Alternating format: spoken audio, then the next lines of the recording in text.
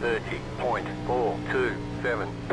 All right, let's take a look at that. So if you watch my C-Fix videos, you'll see that I didn't do this slow-mo, but this one actually does take some effort, so to speak. So we'll do this one in slow-mo. So this is a second lap. First lap, you can't get woed up enough. I would just take 1 and 2 and the out lap. Fairly easy, not too slow because you need to build up your speed, but don't just rip those corners for the sake of ripping them. So when we get to 3 and 4 of your first lap, we're going to be running the top here.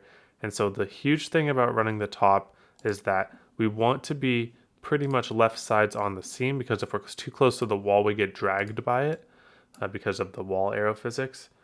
So my goal is just to get on the full throttle as early as possible. And I do that by doing a full out moment and then just getting back full in and just letting the car rotate off of that motion.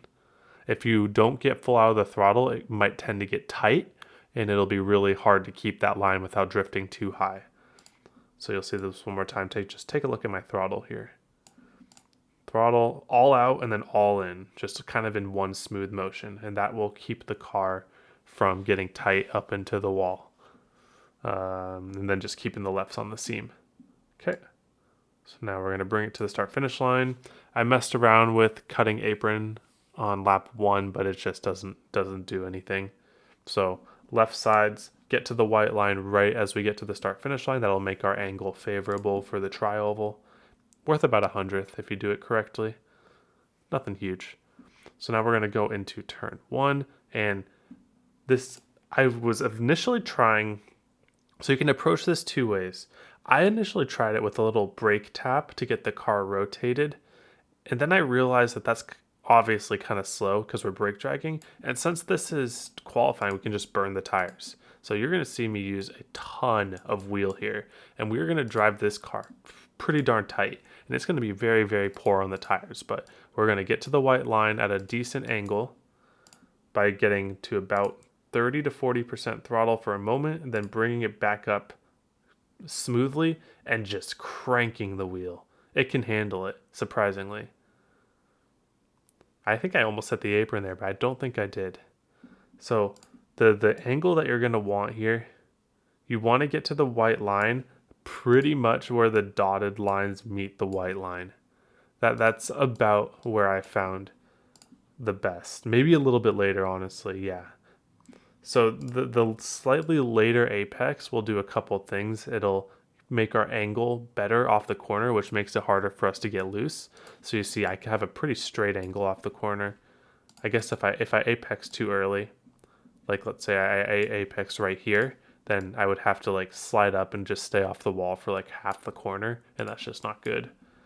So just use your wheel, use your steering wheel. This is bad. That's a bad amount of wheel, but for hot lap, it's a good amount of wheel. So just make sure those habits don't carry over. Okay, and not too crazy. The inputs are not too crazy. The feelings are not too crazy. It's just trusting that you can just crank the wheel. That's really my advice to you there.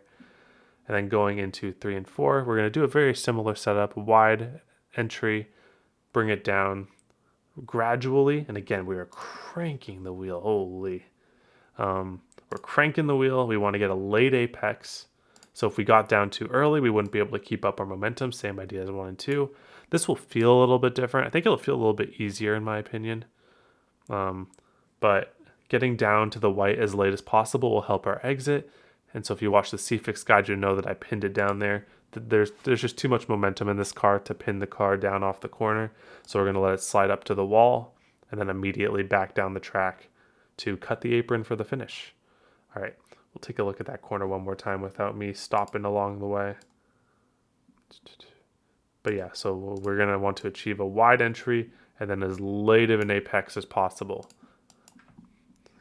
So wide entry, partial throttle. We keep a lot more throttle on it than we did in turn 1 and 2. That's what makes this corner different. And then we just use our steering wheel to get to the bottom. And so we can take our core entries a lot more aggressively because of that. All right. Well, now that I taught you all the bad things to do about long run, let's tell you about all the good things to do on long run.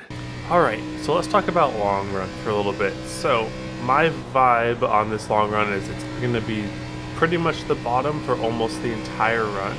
And I think that if you save up enough right front over the course of that run, then you are going to be able to use the middle line to kind of finish off the race, burn a little right front tire, and then also take advantage of some people that may not have that. So the goal of saving right front tire with this car and track combo, got a little close to the wall, is you want to be turning the steering wheel as little as possible throughout the corner. So you want to get as much rotation on entry as possible, and you want to get as little steering input throughout the corner as possible. So you see I was kind of slow for first lap. I want to be a little bit faster than that. So you're going to have to push pretty hard at the beginning if people are wanting to burn tires. So you see I kind of missed the bottom because I was too aggressive back on the throttle. So you want to find that balance of being aggressive on the throttle but still getting to the bottom. So just getting a little bit late to the bottom, and then just letting your car slide up naturally and not using any extra steering input. Okay, now my tires are heated up a little bit. We'll see if I can get a better line here to show you guys, but you see a little bit of an arc in, get to the bottom, and then just kind of hold it, and then let the car slide back up the track.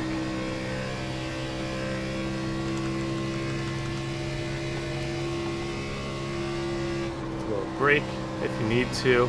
I like the low brake bias sometimes because it helps the car rotate, but it does slow the car down a little bit, which some people could take advantage of. 30.818. But yeah, this line here, it honestly, it's just gonna be this line, get to the white line, then let the car slide up the track without using any steering input. It's gonna be that for the entire race, I think. Maybe lap 30-ish, you can start running a middle line like this. Oh, not 3 and 4, sorry, and 1 and 2. So we're gonna go back to the bottom here. I don't like the top in 3 and 4, or the middle even, but let's say that we're 30 laps into the run, you have a little bit of right front saved up, you can kind of run this line right here. And you see how it carries a lot more speed, but that burned a lot more right front. I don't know if you could hear it, but the tire was kind of crying. Maybe it works in 3.4 actually, let's see. Yeah, it's fine, but you see how it bogs down a little more, so my run isn't actually very good. So you see how the run in 1 and 2 is a lot better than in 3 and 4? So that's why if you're gonna burn tire, I would recommend you do it in 1 and 2, and then 3 and 4 you always save on the bottom, in my opinion. Wall, I don't believe in the wall. I could be wrong.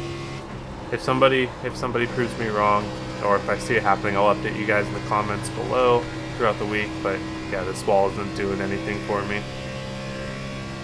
So my final verdict for long run, kind of a late apex to the bottom for almost the entire run. Make sure you get all the way to the white. That'll help out a lot on your tires. And then just minimize steering inputs. Try to do that thing where you're not turning to the left anymore after your initial turn. So what I mean by that is watch my wheel here, initial turn in right here, and then we just hold it.